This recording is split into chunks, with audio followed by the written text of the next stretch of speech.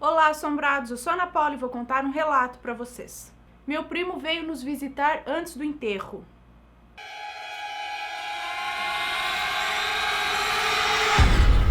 Histórias assombradas.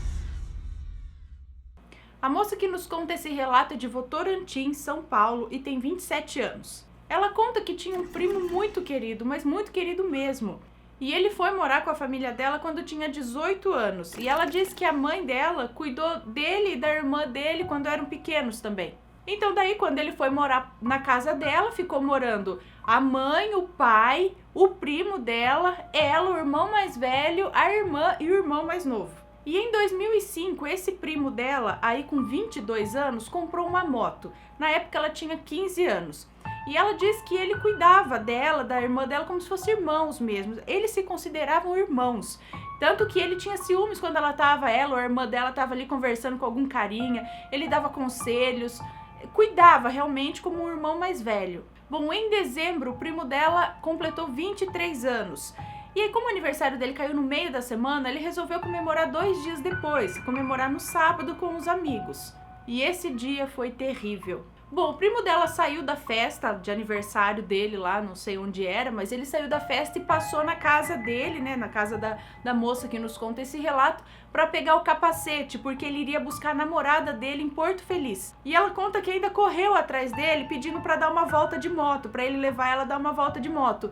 E ele disse que não daria tempo, porque ele estava com pressa e ele precisava buscar a namorada dele. Então o pior aconteceu. Na estrada de Porto Feliz, ele bateu na traseira de um caminhão, caiu com a moto, quebrou o pescoço e morreu na hora.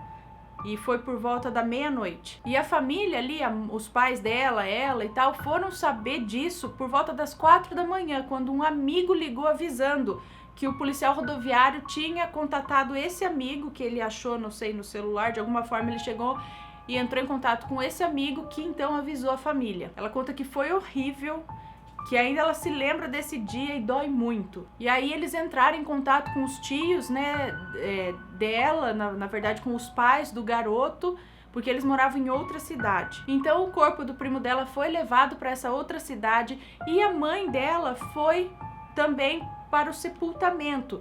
E ela não quis levar as crianças, não quis levar a moça que nos conta esse relato, nem os irmãos dela. Então eles ficaram em casa com o pai. O pai ficou olhando as crianças. E aí quando chegou a noite, ela chamou uma amiga dela para dormir com ela na casa dela. E ela conta que no quarto dela dormia o irmão dela e o primo numa beliche, ela e a irmã dela em 2 camas de solteiro ali. E elas tinham a mania de juntar as 2 camas para dormirem juntas ali. E conta que o primo dela trabalhava à noite, então ele sempre chegava pouco mais da meia-noite em casa. E nessa noite, então, ela conta que o irmão dela dormiu na cama dele, né, no lugar dele do beliche, normalmente. A amiga dela e a irmã dormiram nas camas de solteiro e ela foi dormir no beliche onde o primo dela dormia, que era no beliche de baixo. E o pai dela dormindo no quarto dele normal. E aí, quando chegou mais ou menos lá por 00:30, ela conta que todos no quarto ali, menos o pai dela que estava no outro quarto, todos ali escutaram a moto do primo dela chegando e entrando em casa, que era o costume, era como acontecia mesmo. Ele chegava de moto e guardava lá, passava pelo corredor ali do lado. Tanto que eles escutaram a moto entrando e até o retrovisor da moto batendo na janela, que era estreito, e ele passava por ali para estacionar. Além disso, depois do barulho da moto, eles escutaram alguém entrando na casa, abrindo a geladeira e mexendo nas panelas da cozinha. Ela conta que o irmão dela já estava tremendo e perguntou quem é que estava na cozinha, porque todo mundo estava ali no quarto. E se fosse o pai deles, o pai deles teria que passar pelo quarto deles para poder ir para a cozinha. Então eles teriam visto se fosse o pai. E ela conta que a amiga dela estava dormindo na cama dela. E essa cama era bem na frente do guarda-roupa do primo dela. E sempre que o primo dela precisava pegar alguma roupa ali, ele se sentava na cama dela para mexer no guarda-roupa. E a amiga dela sentiu alguém sentar nos pés da cama. Nesse momento, a amiga dela começou a chorar. Todo mundo já estava com a cabeça coberta, chorando, gritando no quarto, desesperados. E o pai não acordava. Ela disse que parecia que o pai dela tinha desmaiado, porque estava todo mundo desesperado lá no quarto. E ele nem né, para levantar e saber o que estava acontecendo. Foi quando ela disse que o pior aconteceu com ela. Como ela estava dormindo na cama que era dele, ela estava dormindo de barriga para baixo, ela sentiu alguém cutucar as costas dela. Nesse momento ela estava com a coberta cobrindo, com os olhos fechados, com a coberta cobrindo o rosto. Aí ela começou a gritar pro irmão mais velho dela parar com essa brincadeira. E ele respondeu de cima do beliche, chorando, que não era ele. E aí ela acreditou que o primo dela tava ali cutucando ela porque ela tava deitada na cama dele, né? Tipo, ele queria deitar ali, ela tava no lugar dele.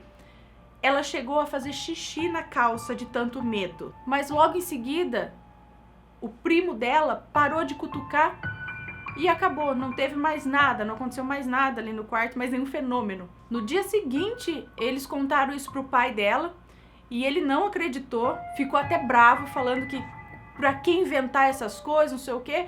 Mas ela diz aqui, como que 4 pessoas diferentes iam inventar isso? E aí quando a mãe dela chegou do sepultamento, eles contaram isso pra mãe e a mãe acreditou nelas. E aí passaram-se alguns dias e a mãe dela veio contar que conversou com a mãe de uma tia deles por parte de pai. E essa mulher é espírita e ela disse que o espírito, né, da pessoa que morre assim, ele fica fazendo o que é de costume da rotina dele até ele ser enterrado.